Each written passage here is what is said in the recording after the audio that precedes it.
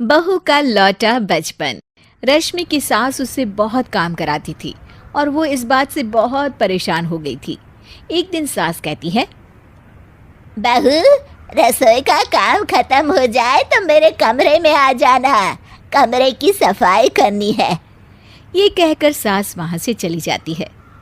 ये सासू माँ भी ना एक के बाद एक काम देती ही जाती हैं, जैसे कि मैं कोई बोतल से निकली हुई जिन हूँ।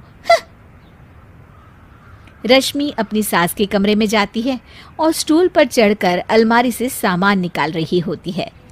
अरे बहू, संभाल कर, मेरा सामान तोड़ मत दियो। वाह, इन्हें अपनी बहू की कोई चिंता नहीं है, सामान की पड़ी है कि वो ना टूट जाए। अब तो इनका सामान तोड़ना ही पड़ेगा।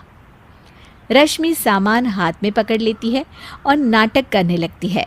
सास ये देखकर घबरा जाती है। अरे बहू, मेरा सामान बचाकर कहीं गिर न जाए।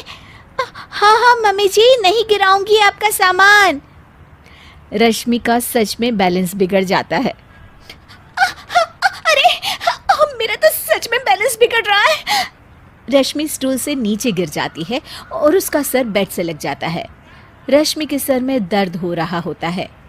वो बेहोश नहीं हुई होती है, लेकिन वो आंखें मूंद कर पड़ी रहती है। ये देखकर उसकी सास घबरा जाती है। अरे बहू, ठीक तो है ना? तू बोलती क्यों नहीं बहू? ये अच्छा मौका है, बेहोशी का नाटक कर लेती हूँ, काम से तो बच जाऊंगी। सास रश्मि को बेड पर लेटा देती है और अपने बेटे सूरज और डॉक्टर को फोन करती है। वे दोनों कुछ ही देर में घर आ जाते हैं।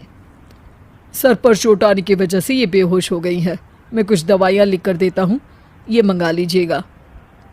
उफ, वो ठीक हो जाऊंगी तो फिर से काम करना पड़ेगा। क्या करूं? अरे हाँ, ऐसी तरकीब निकाली है जिससे काम भी नहीं करना पड़ेगा और मेरी प्यारी सासू माँ को भी सबक सिखाने का मौका मिल जाएगा। डॉक्टर चले जाते हैं और रश्मि होश में आती है।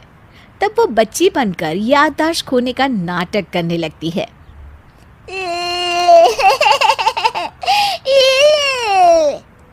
अरे बेटा, ये बच्चे के रोने की आवाज कहाँ से आ रही है? हाँ माँ, मैंने भी आवाज़ सुनी। फिर से रोने की आवाज़ आती है। अरे, ये तो मेरे कमरे से आ रही है।